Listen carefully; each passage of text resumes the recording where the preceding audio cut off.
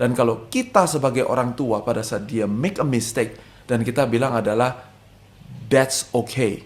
Secara tidak sadar kita lagi tambahin pupuk kepada kesalahan itu. Sehingga anak itu sekarang punya excuse bahwa this is okay. Dan kemudian nanti waktu dia umur 20-an, orang tua dengan segala hormat kita bilang kita beda generasi, ini strawberry generation katanya. It's not strawberry generation. If we don't raise our children, kalau kita tidak mau jadi orang tua, kita sebetulnya lagi kecolongan sama setan. Benar. Dan kalau kita izinkan itu terjadi, Yohanes 10, Godet setelah mencuri, dia bilang, dia akan membunuh satu generasi.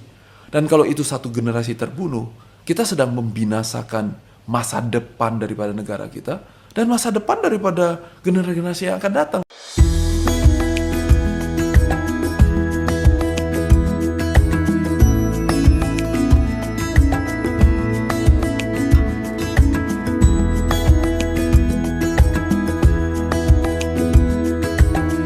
Shalom Bapak Ibu sekalian, dimanapun Anda berada. Kembali bersama dengan saya Sukarmini. Saya adalah ibu dari 3 anak yang sudah dewasa dan nenek dari 2 orang cucu. Bapak Ibu, parenting atau pengasuhan anak adalah satu perjalanan yang sangat mulia dan diperkenan oleh Tuhan. Sudah barang tentu, perjalanan ini tidak mudah, tidak praktis, dan tidak ada jalan pintas. Kecuali satu proses panjang perjalanan yang menuntut komitmen penuh dari orang tua. Bapak Ibu sekalian, saya berharap bahwa melalui apa yang kami perbincangkan dalam podcast Parenting Cherish ini, Bapak Ibu semakin diperlengkapi, Bapak Ibu semakin mengenal jalan Tuhan, dan semakin menghargai panggilan Bapak Ibu sebagai orang tua. Kali ini tamu kita yang akan berbagi banyak hal dengan kita adalah Bapak David Cokro. Halo Pak David, apa kabar? So very good. Thank you for having me again, Bu Mini. Terima kasih sudah datang lagi ke Cherish Parenting Podcast. Pak David sudah pernah bersama kita ya, ngobrol-ngobrol. Nah, kali ini dengan topik yang lain yang cukup kuat. Judulnya adalah Papa bukan temanmu. Papa ya papa, bukan temanmu. Ya. Dan ini bukan cuma menarik, ini akan sangat menantang kita.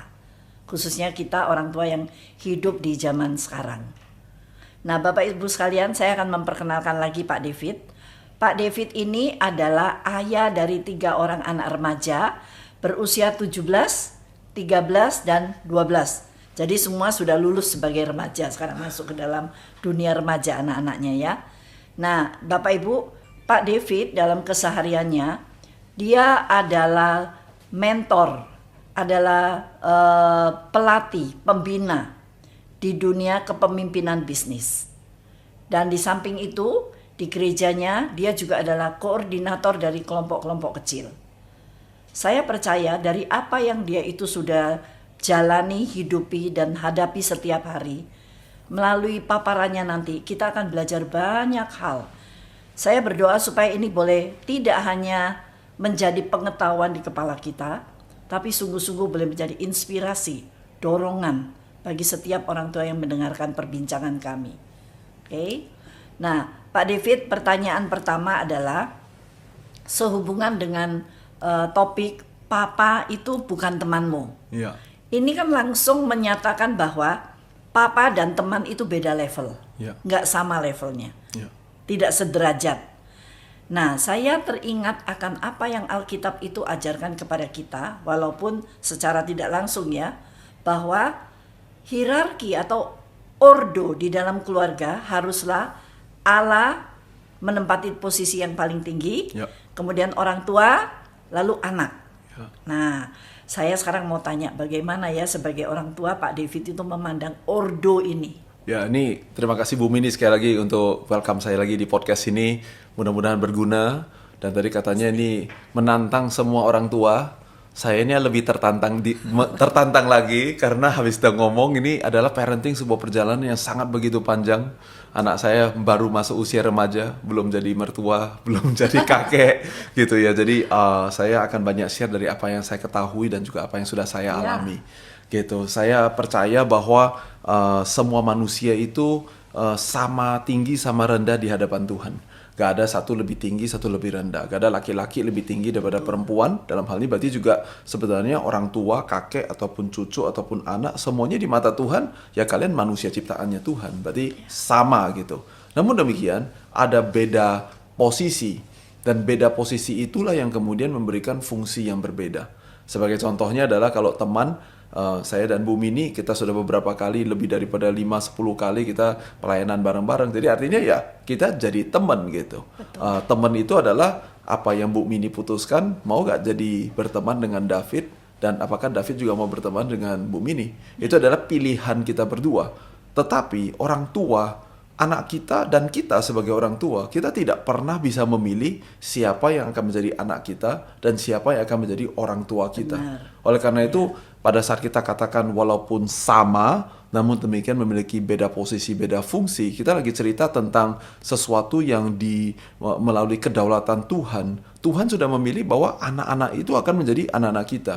Karena itu saya katakan bahwa berarti our badge of honor, privilege kita, yaitu adalah I'm a father. I am not your friend. Saya bukan teman kamu, karena teman itu bisa dipilih, tapi orang tua tidak bisa dipilih. Karena itu kalau kita mulainya dari sana, saya pikir itu building block untuk parenting ya. Dimana kita mulai mengerti bahwa adalah kenapa kita tidak menyerah atau give in kepada anak kita hanya untuk karena supaya in the name of supaya anak kita gak mengalami kesakitan, supaya semuanya happy-happy saja. Tujuan parenting bukan untuk anak kita happy-happy saja, tapi supaya anak itu menjadi memenuhi potensi yang Tuhan percayakan kepada anak kita. Dan menurut saya, kitalah orang tua, kitalah parents, kitalah papa yang diberikan that badge of honor untuk bisa melayani anak itu, sehingga potensi itu akhirnya menjadi realita daripada kehidupan dia. Gitu. Sehingga satu anak pada saat dia keluar dari kandungan istri kita, dia punya lebih kurang 18 tahun, di mana dia tinggal di rumah kita.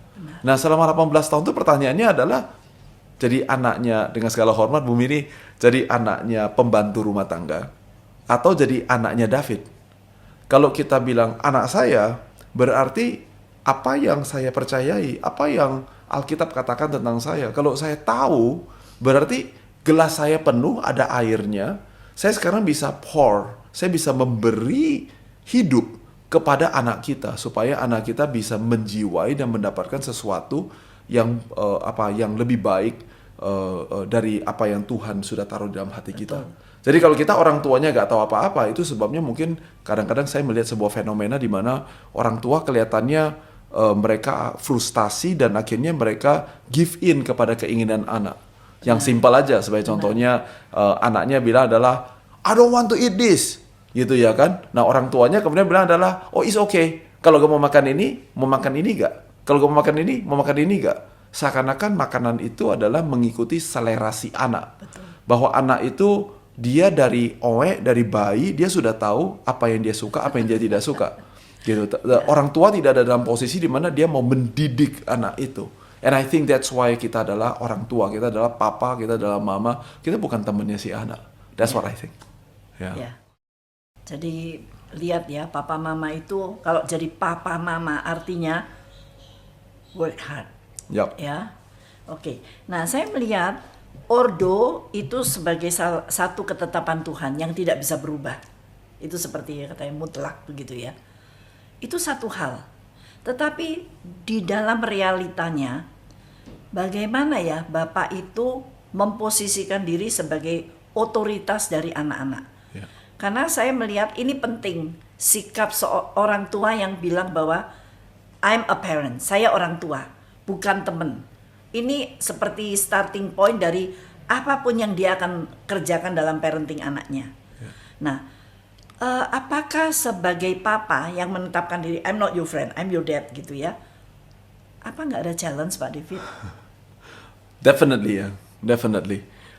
Saya kebetulan ada ayat di Alkitab yang menjadi pegangan saya. Ya. Ada dua hal. Yang pertama adalah di Maleakhi pasal 4 ayat yang ke-6. Itu adalah ayat terakhir daripada yang kita kenal sebagai kitab-kitab perjanjian lama. Jadi di kitab terakhir, kitab Maleakhi, dan Maleakhi pasal 4 adalah pasal yang terakhir, dan ayat ke-6 adalah ayat yang terakhir. Di ayat yang ke-6 itu dalam terjemahan The Message, dia katakan bahwa adalah He will convince parents to look after their children and children to look up to their parents.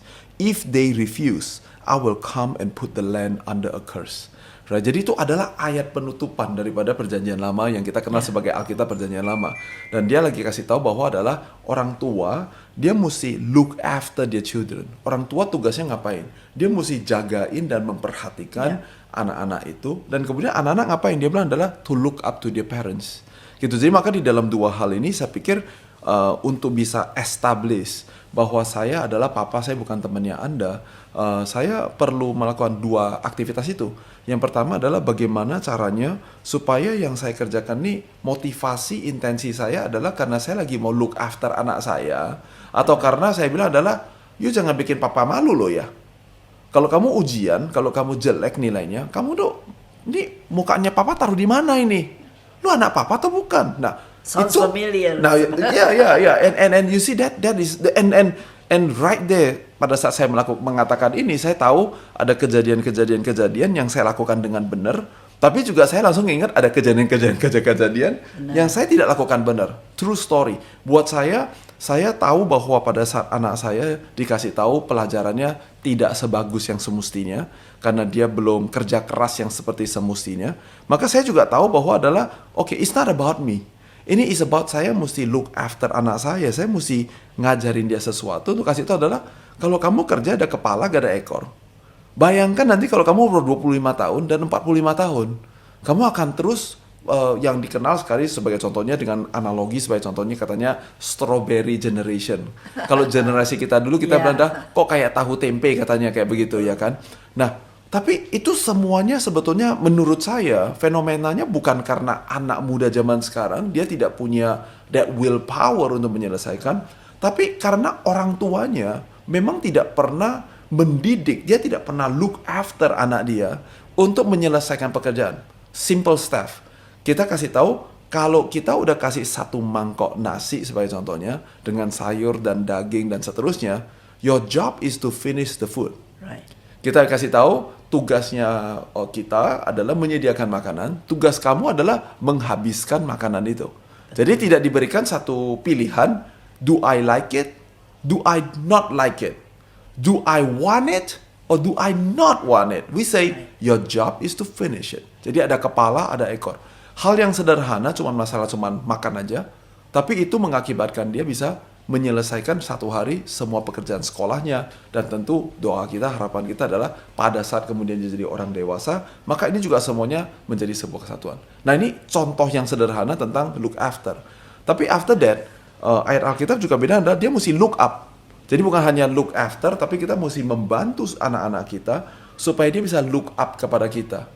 Sebagai contohnya adalah saya melihat kadang-kadang kalau anak-anak kerjaan sekolah, atau kalau anak saya sekarang udah remaja, Bu Mini, anak saya yang paling besar dia membantu untuk produksi drama sekolah, gitu ya, sebagai student body. Nah pada saat dia lakukan itu, dia struggle dengan anggota pengurus yang lain, baik itu adalah guru, sesama teman, maupun aktor-aktor yang ada di dalamnya. Nah pada saat itu anak itu dia look up-nya ke siapa? Contoh, kalau zaman sekarang ya Bu Mini, dia bisa look up kepada AI, atau dia bisa look up kepada majalah, atau dia bisa look up kepada buku. Apakah dia look up gak kepada kita sebagai orang tua? And I think that's where a lot of some parents at least gak nangkep gitu. Saya kasih analoginya karena kebetulan saya adalah seorang pengusaha, seorang investor. Saya selalu bilang adalah kita ini adalah pengusaha. Kita ngurusin perusahaan yang besar. Yang kita gaji orangnya pinter-pinter S2, S3, pakai ratusan orang, uangnya banyak. Dan kemudian kita ditaklukkan sama anak umur 10 tahun, 2 tahun pula. Menurut saya ada mindset yang salah. Karena kita membuat definisi menyayangi, mencintai anak kita dalam koridor yang kecil. Sehingga justru gara-gara itu, hasilnya adalah anak tidak look up kepada orang tua. Ya. Dengan rahmat Tuhan tapi ya Bu Mini ya. Dengan rahmat Tuhan, anak saya yang paling besar sekarang 17 tahun. Anak saya gak ada yang kalau saya bicara, kemudian anak saya bentak balik atau bertengkar sama saya. Dalam 17 tahun kehidupan Rachel, Rachel belum pernah berantem sama saya. There is no terrible two. There is no, oh my God, teen years. Teenager zaman sekarang memang begini. Atau karena perempuan lagi periodnya lagi datang. Atau kalau lagi puber kita bilang, ya beginilah kalau anak-anak lagi puber. Gitu. Karena kenapa? Karena saya punya kemampuan untuk kasih tahu kepada anak perempuan saya yang kalau puber berarti dia mengalami period.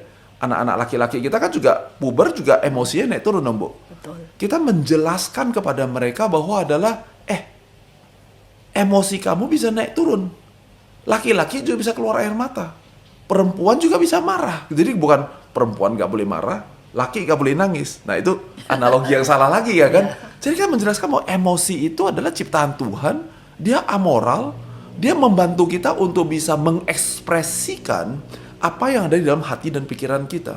Itu sebabnya kita disebut manusia, bukan binatang. Tapi kita bilang begini, kalau kita pakai di tempat yang salah, kita give in, tiba-tiba itu jadi bumerang dan tiba-tiba jadi kelemahan, tidak lagi jadi menjadi sebuah kekuatan. Kita kasih lihat contoh, lihat video-video Bu.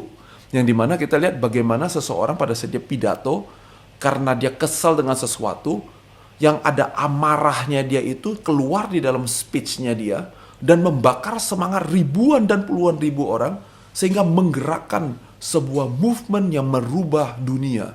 Karena apa? Karena emosi. Jadi kita tahu emosi itu gak salah berarti. Lihat, Tuhan memakai orang-orang itu dengan emosinya dan merubah zaman, merubah dunia dengan emosi. Tapi kalau kamu lagi cuman kepingin rasanya lagi gak enak aja, dan kemudian istilahnya nyanggah-nyanggah apa-apa, let me tell you something. I am not your friend. I am your father. So listen to me when Papa is telling you this. Kamu akan pergi ke restroom, tarik nafas 10 kali, doa sama Tuhan, kasih tahu Tuhan bantu saya supaya saya bisa meregulasi emosi ini. You know why? Karena buat anak perempuan kita ini masih ada sekitar berapa tahun Bu? 30 tahun, 50 tahun, yang dimana dia setiap bulan akan melewati siklus ini. Betul. Yohanes 10 ayat 10 mengatakan bahwa pencuri datang hanya untuk mencuri, membunuh, dan membinasakan. And ini adalah bagian daripada bagaimana kita orang tua punya tanggung jawab untuk look after and mengajar mereka untuk look up kepada kita. Kenapa? Karena pada saat kita ajarkan ini Bu, kita lagi kasih dia sebuah senjata supaya nanti waktu dia umur 20, 25, dan 30, pada saat dia berkarya di kantor orang lain, membangun bisnis bisnis dia sendiri, atau berelasi dengan masyarakat luas, dia gak lagi bilang, kamu mesti ngertiin saya dong. Kan saya lagi melewati masa period. Itu bukan dunia nyata. Betul. Jadi saya sayang anak saya, tapi saya lebih menyayangi apa yang dibutuhkan anak kita untuk menghadapi masa depan kehidupan mereka. Dan karena itu kita mesti membedakan kapan anak kita berdosa dan kapan anak kita berbuat kesilapan dan kapan anak kita cuman hanya immature. Karena anak kita pada saat dia mengalami puberty, the child is only 10, 11, 12 years old. Dia cuma 12, artinya sebagai anak umur 10, 11, 12 tahun dia butuh grace kita juga. He's just being immature. Dia bukan itu yang Julia, istri saya, selalu harus ingetin saya, dia adalah wow. Ini bukan tempat untuk kita marahin dia, karena immaturity dia itu adalah seperti tadi Bu Mini bilang, tidak ada shortcutnya. Dia harus lewatin itu sendiri. Tapi ada bagian yang dia bikin kesalahan. Dan kalau kita sebagai orang tua pada saat dia make a mistake, dan kita bilang adalah that's okay. Secara tidak sadar, kita lagi tambahin pupuk kepada kesalahan itu. Sehingga anak itu sekarang punya excuse bahwa this is okay. Dan kemudian nanti waktu dia umur 20-an, orang tua dengan segala hormat kita bilang kita beda generasi, ini strawberry generation katanya. It's not strawberry generation. If we don't raise our children, kalau kita tidak mau jadi orang tua, kita sebetulnya lagi kecolongan sama setan. Benar. Dan kalau kita izinkan itu terjadi, Yohanes 10, Godet setelah mencuri, dia bilang, dia akan membunuh satu generasi. Dan kalau itu satu generasi terbunuh, kita sedang membinasakan masa depan daripada negara kita, dan masa depan daripada generasi yang akan datang. Karena orang tua, pada satu hari anak kita akan jadi orang tua seperti kita juga kan, Bu? Benar. Dan pasti jadi orang tua, dia akan degrading in value. Dia akan semakin mengatakan bahwa adalah gak apa-apa toh. Dulu mama juga gak apa-apa toh. Papa juga gak apa-apa toh. Jangan yang repot-repot toh. Nah, itu mengalami degradasi dari pencurian menjadi pembunuhan dan akhirnya menjadi pembinasaan. Nah, Yohanes 10 berkata, tapi aku, Kristus datang, dia katakan adalah untuk memberi apa? Hidup, dan hidup di dalam segala kelimpahannya. Hidup yang sebenarnya seperti apa? Bahwa setiap daripada kita, saya yakin dan percaya, kita orang tua, kita mesti bantu mereka untuk bisa kenal Tuhan secara pribadi, masing-masing dari mereka. Tuhan yang kita sembah, Tuhan yang baik, benar.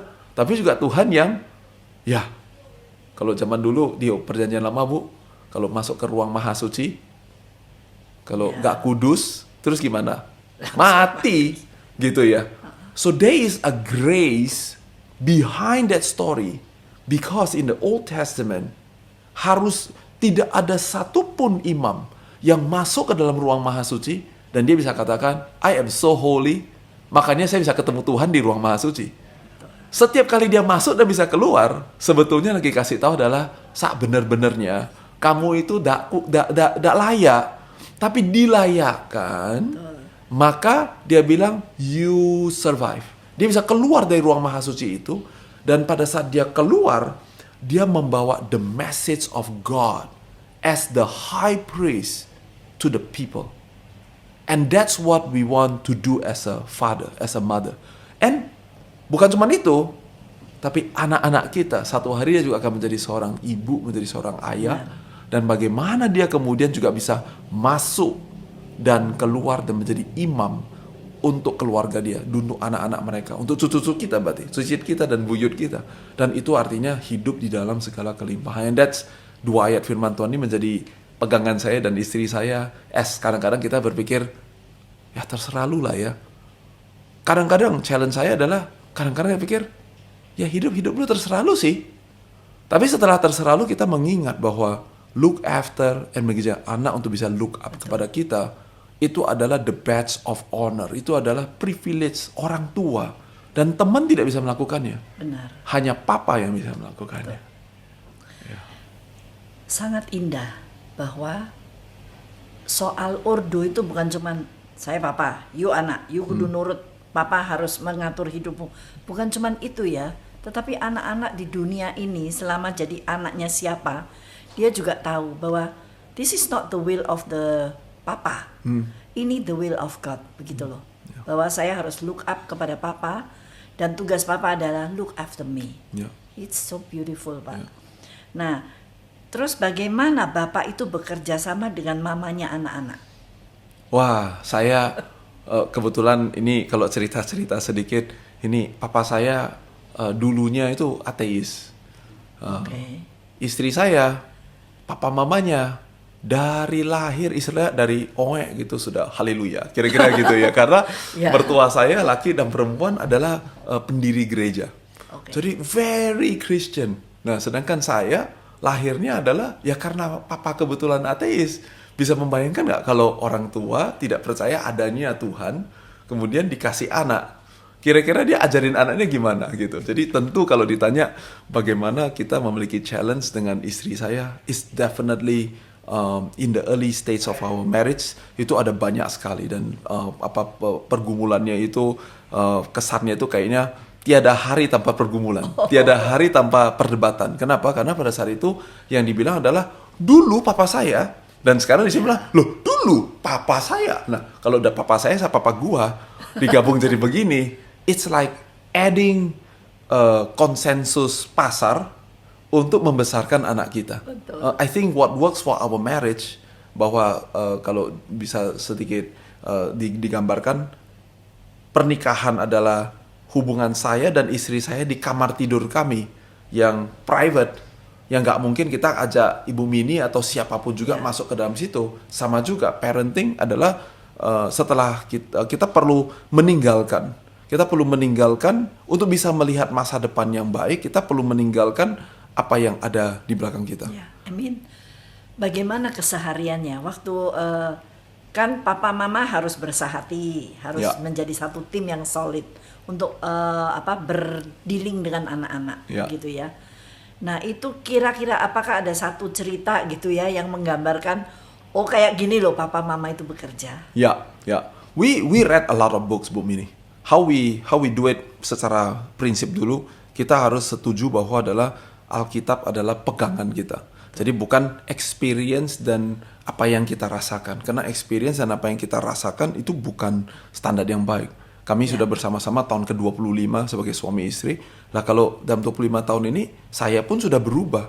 Julia pun sudah berubah. Setiap anak nambah, kita berubah. Lah berarti perasaannya berubah. Berarti parenting kita berubah-berubah dong. Gak bisa. Kita mesti punya satu pegangan yang kokoh, firman Tuhan. Nah saya gak merasa dan istri kami gak merasa bahwa kami udah tahu segala-galanya. So we pick up books. Kita belajar dari orang-orang yang memang pelayanannya di sana. Mereka banyak melayani keluarga-keluarga dan seterusnya. So that's how we solve it. Nah, apa yang kita belajar bersama-sama, mungkin ini tempat tension. Karena kita bilang kita mau jadi papa, bukan mau jadi teman. Biasanya slippery slope-nya ini, jebakannya itu adalah kelewat keras, Bu. Karena kan katanya mau jadi papa, bukan mau jadi teman. Kalau teman kan semuanya adalah, it's okay honey, terus dia melulu gitu ya. Nah, jadi kita mungkin yang satu cerita yang paling penting adalah di awal mulanya kami banyak berbeda pendapat tentang bagaimana caranya mendisiplinkan anak kita dan bagaimana caranya sayang anak kita. Nah, disiplin sama sayang ini kesannya, tipuannya itu adalah bahwa ini dua hal yang berbeda. Tapi sebetulnya setelah kita belajar banyak, cerita kami adalah kami belajar bahwa untuk bisa menjadi seorang ayah dan menjaga intimasi dengan anak kita, maka kita punya filosofi bahwa tangan yang mendidik adalah tangan yang memberikan kasih sayang juga. Jadi bukan sebagai contohnya dididik sama papa, kemudian kamu sesudah dia dididik kan, ya nggak ada anak dididik seneng gitu kan, nggak ada. Udah selesai kita bilang gini, ya sudah belajar, udah, pergi ke mama. Mamanya bagian elus. Ya, jadi mamanya yang bagian elus. Nah, kalau kita lakukan itu, maka kita sedang sebenarnya merusak value daripada keluarga kita sendiri.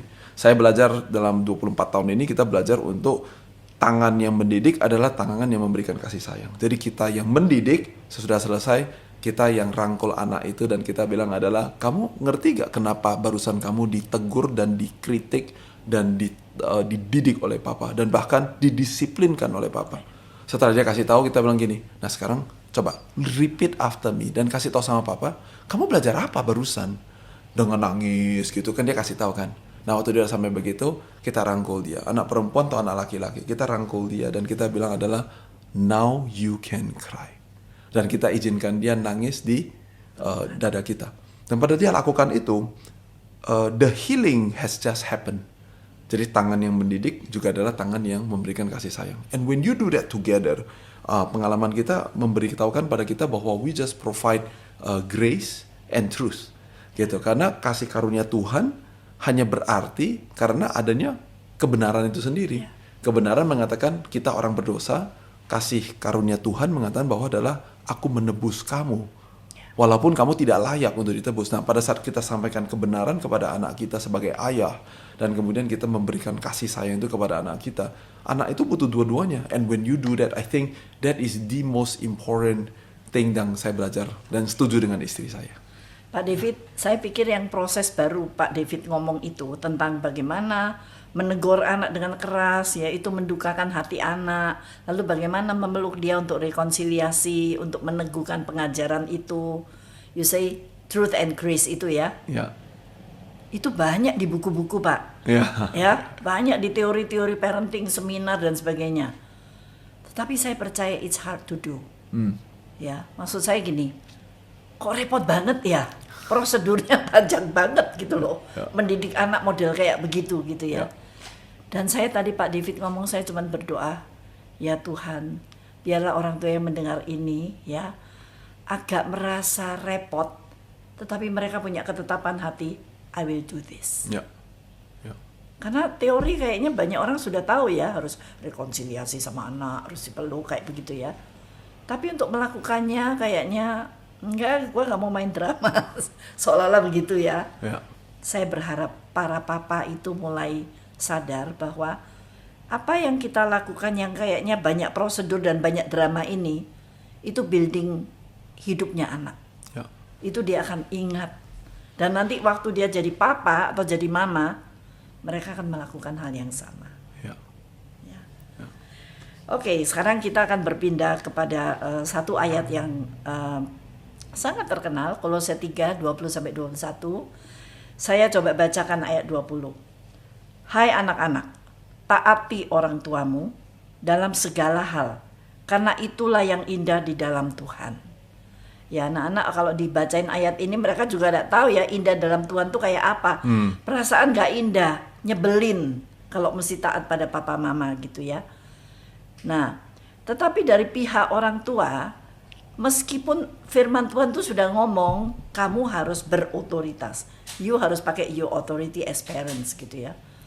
Tetapi tetap saja kita lihat bagaimana zaman sekarang itu orang tua taat kepada anak. Bukan anak yang taat pada orang tua. Ya. Pak David bisa jelaskan nggak ini fenomena apa ini seperti ini? Ya, saya pikir karena khususnya di beberapa negara memang ada filosofi ya bahwa anak-anak itu kalau dilahirkan dia mengeluarkan surat lahir sebagai contohnya di NKRI, berarti anak itu adalah milik negara bukan miliknya orang tua. Jadi orang tua dianggap menjadi the legal guardian of the children. Sehingga mereka berpikir bahwa adalah loh, toh bukan anak saya, cuma numpang tinggal di rumah saya gitu. Nah tentu di Indonesia kita tidak ada law itu adalah anak kita, surat lahir cuma ada surat lahir. Tapi budaya itu, pikiran itu yang mungkin kadang-kadang dipindahkan kepada banyak orang tua dan mereka berpikir bahwa anak-anak ya dia kan juga manusia, dia punya hak dong, dia maunya bagaimana dan seterusnya. Nah kalau diperhatikan Bu Mini, kalau kita tanya kepada orang tuanya sendiri, kamu sendiri 10 tahun lagi mau ngapain?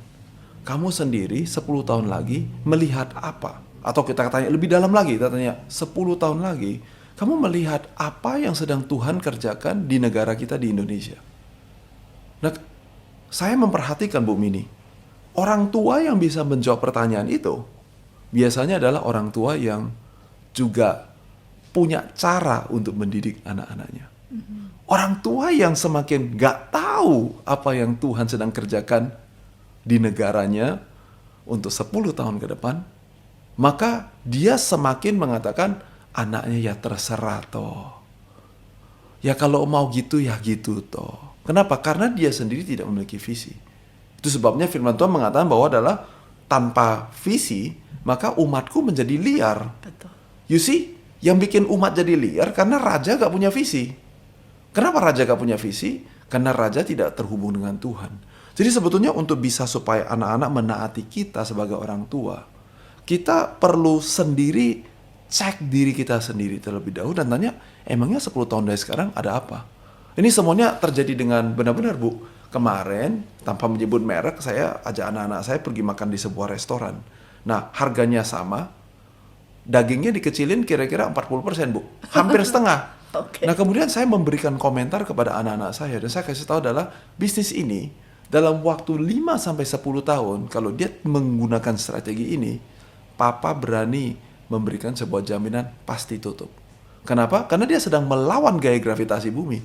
Indonesia 10 tahun dari sekarang lagi pergi ke sini, dia lagi pergi ke sini. Nah, kalau orang tua punya visi itu, dia punya pandangan benar atau salah, kita setuju atau tidak setuju itu secondary. Tapi orang tua yang nggak punya imajinasi ini, visi ini, dia kehilangan kemampuan untuk mendidik si anak. Itu sebabnya pada saat saya bilang hanya makan satu piring nasi, dia harus duduk diam dan menghabiskan makanan itu. Itu kita kaitkan dengan apa? Masa depan anak itu nanti 20 tahun dari sekarang waktu sudah keluar dari pintu rumah kita. Kita mau repot, kita kepingin melakukannya dan kita bilang, ya yang gampang adalah dengan segala hormat, kasih aja ke pembantu. Kejar aja seperti anak ayam kehilangan, puterin satu rumah, dijuri makannya. Gak usah dididik. Gak usah didisiplinkan, terserah aja. Mau makan ya boleh, gak mau makan ya gak apa-apa. Mau makan yang bergizi boleh, gak mau makan bergizi gak apa-apa. Tapi itu tanda-tanda buat saya, fenomena yang saya lihat adalah bahwa orang tuanya masalahnya tidak memiliki visi itu, dia tidak memiliki imajinasi itu, and that lack of vision, makanya umatnya binasa. Dalam hal ini, anak-anaknya menuju kebinasaan.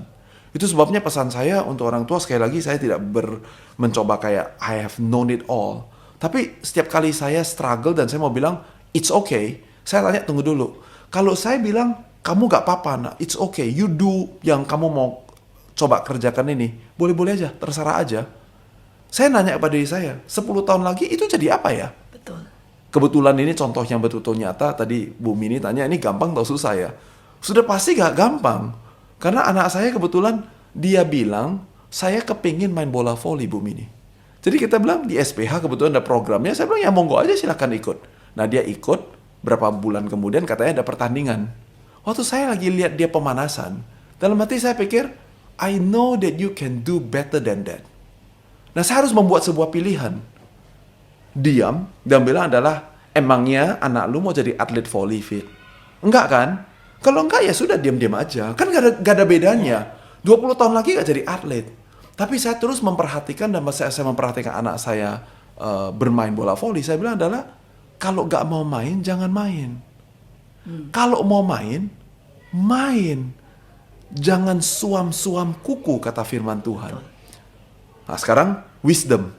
Saya bisa pergi ke lapangan dan mendidik anak saya di depan teman-temannya semuanya. Atau saya bisa setelah pulang dari pertandingan itu, kebetulan 2 hari kemudian akan ada pertandingan lagi, kita antar anak-anak kita dan istri saya pulang ke rumah, dan setelah di garasi mobil, saya bilang, son, stay. Dan dia duduk di mobil bersama dengan saya. Dan kemudian saya tanya sama dia adalah, what do you think Papa is going to tell you? Dan dia mulai kasih tahu ini, kasih tahu ini, kasih tahu ini. Saya bilang, no. Keep on going. Dan setelah 1-2 menit dia ngomong-ngomong, saya no. Nah, sekarang saya bilang, 2 hari lagi, you akan pergi main volley. Papa tidak bisa hadir untuk nonton. But this is what I want you to do. Selama 2 hari, pick up the volleyball. Dan pukul bola volley itu 100 kali. Because the next time you serve, I want to see your full body, spirit, and mind in that game.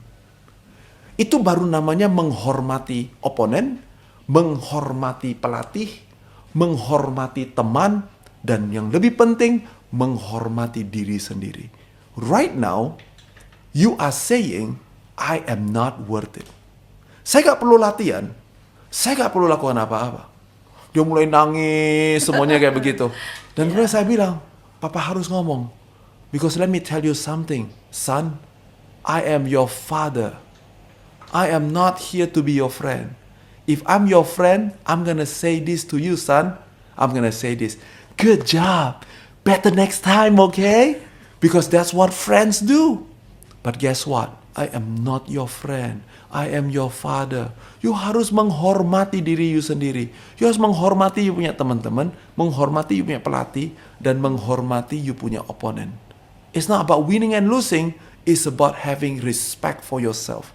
And so you gotta be responsible. 2 hari kemudian, Julia kirimin video yang kasih saya bilang adalah, look at that, look at your son. Dia blok bola 1 kali, dia dive di lapangan, dia pukul bolanya, dia ambil. I cry when I saw that, Bu. Because I say like, I know my son is not gonna be an athlete volleyball. Yeah. But that day I know, dia nangkap sesuatu. Nangkap sesuatu, 1 hari disuruh, I don't know, mungkin disuruh cuci piring, Bu. Yeah. Atau mungkin disuruh, I don't know what, mungkin suruh bikin project untuk bangsa negara kita. Tapi dia punya mentalitas apa? Saya sedang menghormati diri saya sedang menghormati kawan sekerja saya sedang menghormati bos saya, dan saya sedang menghormati kompetisi saya. And I think that's how Christians should behave. Nah, if kita sebagai orang tua tidak percaya dengan itu, tidak punya visi itu, umatnya menjadi liar. Nah, tapi saya dengan sadar, mungkin ada orang tua yang tidak setuju dengan value yang saya baru sampaikan. Jadi, tidak setuju dengan value, mudah-mudahan itu adalah secondary discussion. The primary yang saya sedang sampaikan adalah harus punya visi. Jadi ini hanya bisa dihidupi kalau papa punya visi. Apalagi kalau papa gak punya visi, dia tanya kepada, dengan segala hormat ya Bu Mini ya, tanya kepada istri, wife, mom, bagaimana anak kita mau diapain? Jadi kita kasih tanggung jawabnya kepada istri dan kita bilang, mama yuk coba figure out dong anaknya mau diapain. Gitu. Nah kalau kita kasih itu kepada istri, sekali lagi bukan karena istri lebih rendah daripada suami, sama sekali lagi di hadapan Tuhan, tapi kita punya beda posisi, memiliki fungsi yang berbeda. Dan Tuhan bilang, hey husbands, you are the head of your family. Menurut saya Bu Mini, itu adalah sekali lagi badge of honor daripada orang tua yang namanya papa suami. Kita yang harus punya visi itu, dan mungkin seperti saya, istri saya mungkin lebih sering kumpul dengan anak-anak. Maka saya sebagai kepala yang mesti kayak meyakinkan istri saya dan kemudian menyampaikan pada anak-anak saya dan tim tag sama istri untuk yuk kita keroyokan parenting anak kita supaya anak kita menjadi semakin mirip sesuai dengan visi yang kita miliki itu. So this is looking after and look up, ya. That's right. Yeah. Wow. Dan dia bangga sekali. Let me tell you this, my son from that day onwards, this is literally a few weeks ago, just 2 days ago, we did our basketball practice. You can see that he is running, he's pushing himself. Jadi ketransfer loh berarti. Gitu ya. Tadi bola voli, sekarang bola basket, dan lain kali bisa untuk matematika dan apapun yang dia kerjakan dalam That kind hidupnya. of spirit, ya. Yeah. Saya melihat anak-anak itu merasa oke, merasa feels good dengan dirinya sendiri ketika hal yang proper, attitude dan cara pandang yang proper itu ada pada dia. Ya. Dan dia merasa confident dan lain sebagainya. Ya. Ya. Nah sekarang Pak, soal ayat 21. Hai bapak-bapak, janganlah sakiti hati anakmu, supaya jangan tawar hatinya. Nah kita menyoroti nasihat agar ayah itu tidak menyakiti hati anak, nggak bikin anaknya itu patah semangat. Ya. Nah, sebagai seorang ayah, Pak David, bagaimana Bapak memandang hal ini? Tadi Bapak bilang ada saat-saatnya kebablasan sebagai papa. Yeah. So 2 things. Number 1, the Bible say do not hurt your children. He did not say do not discipline your children. 2 very different world. Menyakiti anak dan mendisiplinkan anak. Yeah. Nah, tapi tentu saya tidak go lebih panjang dari Pastor. Saya cuma memastikan bahwa tugas kita sebagai orang tua adalah mendisiplinkan anak kita. Sebagai contohnya Ibu Mini ya, kita kan podcast sekolah kita. Kalau ibu guru atau pak guru mendisiplinkan anak kita, mungkin saya sebagai papa dalam batas-batasan tertentu, mungkin saya bisa marah. Karena itu bukan anak Anda. Betul ya? Tapi sebagai orang tua, kitalah yang memiliki that authority, hak itu untuk mendisiplinkan anak kita. Benar. Bahkan pada saat anak kita menangis dan meronta-ronta, kita katakan adalah, well, you are my child. Tuhan kasih saya sebagai papa, bukan sebagai teman kamu, bukan sebagai pak guru, tapi sebagai papa. So we will exercise that. Oke, itu yang nomor 1. Tapi kenyataannya Bu, yaitu adalah kita sendiri kadang-kadang kalau harus jujur, bisnis ayam lagi jujur, kadang-kadang bukan lagi mendisiplinkan, tapi karena lagi marah. Nah, pada saat kita marah itu, marah sendiri merupakan sebuah emosi yang amoral.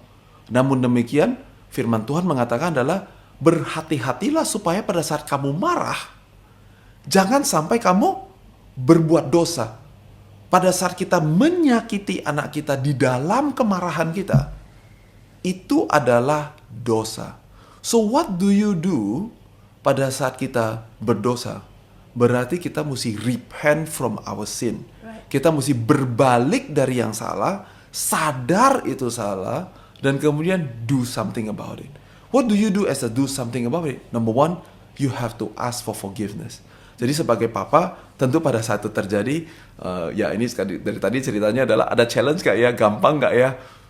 Of course susah, dan untuk saya kadang-kadang saya merasa kayak kepengen ngomongnya begini.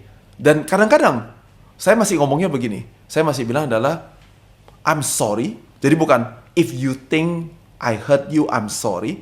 Saya bilangnya, I am sorry. I'm sorry karena tadi papa marah-marah. Tapi habis itu ada tapi dia. Tapi yang tadi papa bilang itu bener loh ya. Wah gitu. Sehingga sakitnya belum selesai, Udah dan ditimpa lagi. kita Yohanes 10 ayat 10 lagi masuk lagi, pencuri datang hanya mencuri, karena kita berpikir gini, kalau saya bilang I'm sorry because tadi papa marah dan kelepasan panggil mengatakan hal-hal yang tidak baik, dan kalau kita gak bilang tapi message-nya bener loh, kita beranggapan bahwa message-nya jadi dikontaminasi karena I say I'm sorry. But you see, my mentor and my partner John Maxwell, dia bilang begini, when you say sorry to a person, adalah sebuah mitos bahwa you berpikir bahwa orang lain gak tahu bahwa saya ada kebobrokan itu, bahwa saya ada kesalahan itu, bahwa saya punya kekurangan itu.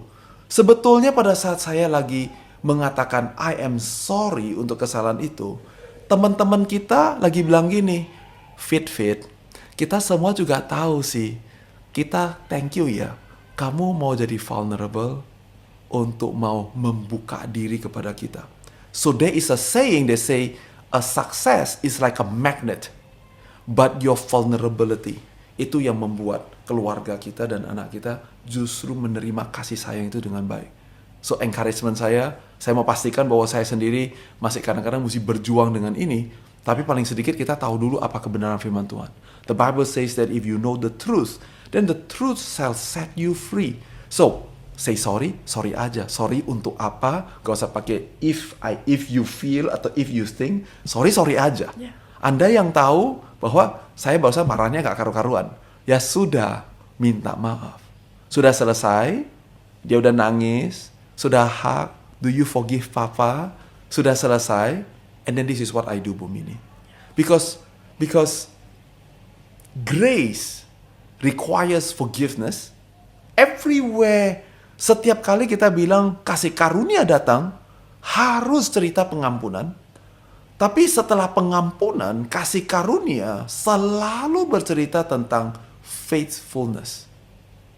Which means that I have to be faithful, not just asking for forgiveness. Tapi diselesaikannya dari forgiveness dulu. Setelah selesai, Bu Mini, and then saya bilang gini, now, let me repeat. Papa akan lakukan ini. Let's do a second take. Seperti kayak podcast ini kita ambil take 1, take 2. Saya bilang, let's do it again. Dan kali ini saya sampaikan dengan nada yang gak melengking-melengking. Tidak dengan kemarahan, tapi dengan hati seorang bapak. Dan saya bilang adalah, what I was trying to tell you, my daughter, my son, is this. Imagine just 1 second with me. 15 years from now, if you do that, would you not go to jail because of it? Kalau masih anak 10 tahun, ya gak apa-apa. Tapi benar gak sih kalau udah seumur papa 40 tahun dan papa lakukan yang kamu lakukan, masuk penjara. Yuk lihat YouTube yuk. So now I redo it. Jadi bukan cuman say sorry, selesaikan forgiveness partnya, because that's where grace, kasih karunia itu masuk karena ada pengampunan. Tapi setelah dia udah masuk, sekarang kita mesti masuk ke ruang suci. Dan pada saat kita masuk ke pelataran itu, faithfulness have to come to work. Jadi kita mesti kasih tahu bahwa adalah, hey, tapi message-nya yang ini. Tapi kali ini izinkan saya kerjakan lagi tanpa, sebagai dalam hal ini, kemarahan itu. Dan sesudah selesai situ, grace doesn't stop there. Now grace goes to the most holy room. Dan pada saya masuk ke dalam di situ, dari grace, maksudnya dari forgiveness, dia masuk ke faithfulness, dan sekarang dia masuk kepada truthfulness. Nah, di dalam truthfulness itu kita kasih tahu dia kepada dia tentang apa yang Alkitab katakan tentang hal ini. And I believe that itulah pembentukan karakter daripada anak-anak kita. Dia melihat bagaimana papa tidak selalu benar, papa bisa salah, dan kalau dia salah, dia akan minta maaf, tapi dia tetap masih akan kasih tahu, papa boleh salah, tapi firman Tuhan itu true. Tapi papanya si pembawa kebenaran bisa salah karena kita bukan Kristus. Right. Jadi pembawa kebenaran ini bisa salah. Rasul-rasul itu semuanya pernah bikin kesalahan. Benar. Dan penggerak agama kekristenan pembawa kebenaran itu tidak ada satupun yang flawless, yang murni, holy, tidak berbuat kesalahan. But we must tell our children, but the truth though, my children, remains the truth. Nah, grace yang we sometimes as parents, we cheapen the grace. Kita minta maaf, kita peluk-pelukan, nangis-nangisan, kita rekonsiliasi, tapi berhenti di situ. Faithfulness-nya sama truthfulness-nya nggak terjadi. Betul. Maka yang terjadi akan seperti fenomena yang Ibu katakan, bahwa sekarang orang tua menjadi takut kepada anak. Kita bukan suruh orang tua takut sama anak atau anak takut sama orang tua. Hasil akhir kalau kita lakukan grace dengan baik, Bu, harusnya adalah anak tunduk kepada kebenaran firman Tuhan. Yeah. Jadi bukan masalah otoritas saya sebagai orang tua dan bikin anak tunduk sama saya. Tapi adalah karena dia tunduk, dia obey siapa? Kebenaran firman Tuhan. Karena si pembawa firman Tuhan masih bisa salah, masih bisa goblok, dan masih bisa berdosa. Tetapi kebenaran tidak menjadi kurang kebenarannya. Gara-gara papa si pembawa kebenaran kurang benar. Wow. Then he see the product of grace itself that is more powerful than the message itself. And that I think is tantangan dan perjuangan kita sebagai orang tua. And that's why we need God's grace. Itu gak bisa kita bilang, I'm a good father. Kenapa? Yeah. I'm so full of wisdom and my patience is so long. Istilahnya, karena gue nih hebat. Gue nih ngerti teori parenting dan I know how to do parenting. It's a story of grace all over again. Dan baru anak itu baru bisa melihat itu. Saya percaya kalau kita begitu, I want to believe together dengan semua yang mendengarkan bahwa that's how we want to raise the next generation. Pak David, saya melihat dari apa yang Bapak itu paparkan, ya. Pak David ini adalah sosok mentor leadership dari bisnis yang hari ini bisa ada di mana, besok sudah terbang kemana gitu ya. Berarti Pak David tidak selalu hadir bersama dengan anak-anak ya. Tetapi dari apa yang Bapak sampaikan, Bapak begitu teliti, begitu sepertinya sabar dan dengan sengaja melakukan banyak hal, banyak seperti ritual yang tadi berdamai dengan anak seperti gitu ya. Kok sempet ya Pak ya? Nah itu ya. Jadi saya melihatnya panggilan sebagai seorang ayah itu betul-betul sangat tinggi, sangat terhormat. Karena itu tidak bisa dikerjakan dengan sembarangan. Ya. Asal punya anak, asal dikasih duit bisa sekolah, bisa makan, bisa beli pakaian, bukan cuman itu. Ya. Tetapi ada sesuatu yang sangat mendalam yang kita sebagai ayah itu harus capai. Salah satunya melalui visi apa yang Tuhan bukakan untuk melihat anak-anak kita 5 tahun, 10 tahun, 20 tahun, 30 tahun yang akan datang. Ya. Thank you so much ya Pak untuk masukan yang begitu berharga. Nah, di penghujung perbincangan kita tentang papa bukan temanmu, apakah Pak David ada pesan untuk sesama orang tua pendengar podcast ini? Ya, saya pikir khususnya kalau pendengar adalah ayah seperti saya dan secara natural kita ada ambisi pribadi dan bahkan kalau saya boleh katakan mungkin untuk beberapa kita punya panggilan Tuhan di dalam kehidupan kita sehingga secara otomatis kalender kita rame, banyak kerjaan, banyak emosi diselesaikan setiap hari. At the very best ability kita perlu menghidupi sebuah pemikiran ini. Saya bikin quote ini, saya bilang live by the season of your life, not by the opportunities and the challenges that knock on your door. Sebagai laki-laki, sebagai suami, sebagai pria gitu, kita tentu kesempatan kehidupan itu bisa datang dalam kehidupan kita dan kita benar ini opportunity yang baik. And for some of you, saya belajar setahun lalu dalam 1 tahun belakang ini, saya belajar bahwa ternyata saya berhasil untuk tidak hidup berdasarkan kesempatan. Saya pada saat anak saya masih kecil-kecil, Bu Mini, saya diundang pergi ke luar negeri untuk jadi pembicara. Saya punya disiplin to say no. Kenapa no? Karena saya bilang nanti 50 juga masih bisa sih. Saya gak bakalan ketinggalan kereta itu. Seperti kalau kita pergi ke stasiun kereta api, dia hari ini keluar di sana, toh 15 menit lagi keluar lagi, 15 menit lagi keluar lagi, 15 menit lagi keluar lagi, 10 tahun lagi juga masih dia keluar lagi di situ. Kita kadang-kadang terjebak dan kita berpikir bahwa saya akan ketinggalan kereta, padahal gak ketinggalan kereta. Tapi kalau anak kita pada saat dia di bawah 2 tahun, kereta itu cuma hanya berjalan hanya sepanjang 104 minggu itu saja. Dan pada saat dia 18 tahun, dia hanya bisa ada di situ aja. Okay. So, I think that's my message. Kalau kita mau jadi papa, kita gak mau jadi teman.